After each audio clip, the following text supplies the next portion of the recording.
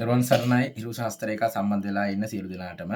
ඉතින් මේ මැණික් කටුව පහළ සිට ආරම්භ වෙන මේ ජීවන රේඛාව. අපි කලින් කතා කරා ජීවන රේඛාවේ තනි රේඛාවක්, ඒ වගේම මේ ජීවන රේඛාවේ මේ පිරමීඩයක් ආකාරයට සලකුණක් එක්කම වර්ධනය වෙන ජීවන රේඛාව. ඒ වර්ධනය වෙලා අපි කලින් කතා කරා කිරිබත් කැටයක් මෙතන නාග සලකුණක් තියෙන රේඛාවක් ගැන තමයි අද කතා කරන්නේ අපි. ජීවන රේඛාවේ අග්ගිස්සේ නාග සලකුණක්. එතකොට එහෙම කතා කරපුවාම ඔබ ගැන කතා කරපුවාම ඔබ කුඩා කාලේ ඉඳන්ම ඕනම දෙයකට දක්ෂතාවය පෙන්වන කෙනෙක්. ඒ වගේම ඕනම දෙයක් බෑ කියලා කිසිම දෙයක් නැහැ. අත්හරින කෙනෙක් නෙමෙයි. ශරීර ශක්තිය කොපමණ දුර්වල වුණත් කුඩා කාලේ ඉඳන්ම ඕනම දෙයකට දක්ෂයි. කලා ශාස්ත්‍රයට, නැටුම්, සංගීතය වැනි දේවල් වලට ගොඩක් දක්ෂයි.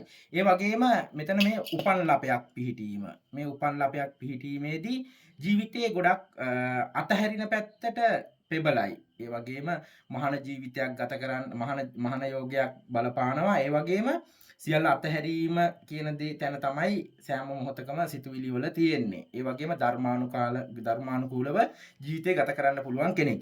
කුඩා කාලයේ සිටම පිනට දහමට සතා සිව්පාවෙක් පවා කුසගින්න ඉන්නවට බලන් ඉන්න බැරි කෙනෙක්. හිත උණු වෙන කෙනෙක්. පොඩි දෙයකටත් ඇහැට කඳුලක් වෙන කෙනෙක් තමයි මේ වගේ සලකුණක් පිහිටන කෙනා.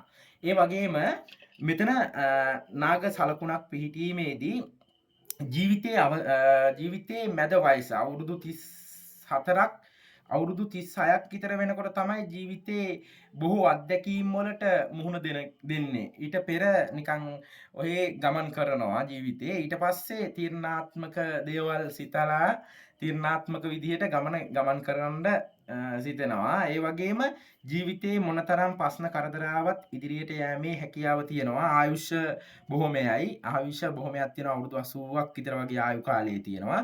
ශරීර ශක්තිය ලේවල දෝෂ ඇති වෙන්න පුළුවන්. බඩ ආශිත, යටි බඩ ආශිත ගැටලු ඇති වෙන්න පුළුවන්. ශරීරයේ උෂ්ණ අධික ගතිය වැඩි වෙන්න පුළුවන්. බොහෝ දුරට ස්නායු ආබාධ ඇති වෙන්න පුළුවන්.